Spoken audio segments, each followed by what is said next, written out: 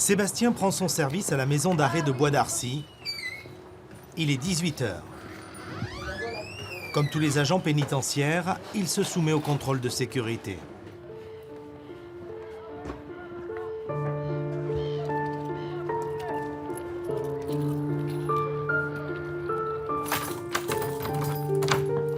Cette nuit, 1000 détenus seront sous sa responsabilité.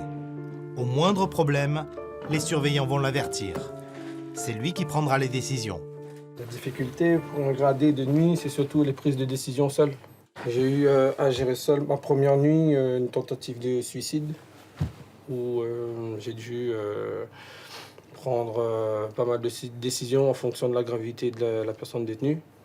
Mais en gardant mon sang-froid et celui des agents aussi, donc du coup on a pu gérer l'incident dans le calme.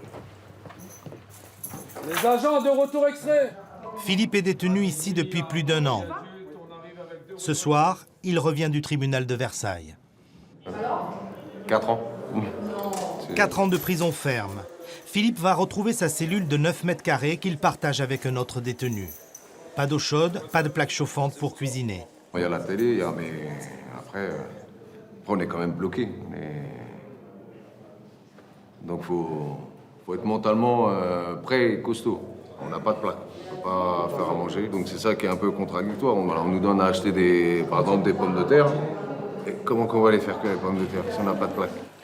Construite il y a 40 ans, la maison d'arrêt de Bois d'Arcy devait accueillir 500 détenus. Ils sont aujourd'hui 2 fois plus nombreux. J'ai axé ma mission sur la rénovation de l'établissement, aussi bien pour les personnels que pour les détenus.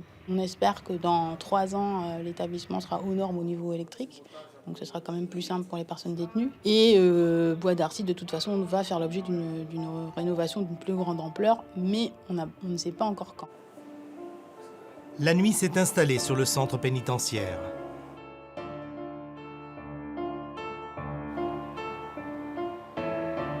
Nathalie effectue sa première ronde. Surveillante depuis 2 ans, elle est originaire de La Réunion et gagne 1 500 € par mois. Cette nuit, elle va contrôler régulièrement les cellules. Elle doit s'assurer que tout va bien à l'intérieur. On n'ouvre pas les portes pour n'importe quoi, la nuit surtout, vu qu'on n'est pas assez nombreux pour gérer vraiment le cas exceptionnel. Donc du coup, on essaie d'ouvrir le minimum la porte. À Bois d'Arcy, un surveillant sur 2 est originaire des Outre-mer. La sécurité de l'emploi et les possibilités d'évolution de carrière sont les 2 principales motivations de ces agents. Saïd est arrivé de Mayotte il y a 3 ans. Sous sa surveillance, des détenus aux pathologies psychiatriques lourdes, ils sont seuls en cellule, seuls en promenade. Comme beaucoup de ses collègues, Saïd s'inquiète de la réforme des congés bonifiés. Son espoir, rentrer un jour définitivement chez lui. J'ai ma famille, toute ma famille qui est là-bas. Donc, même si je sais que ce n'est pas facile de retourner, mais bon, j'ai l'espoir. Pour l'instant, j'attends.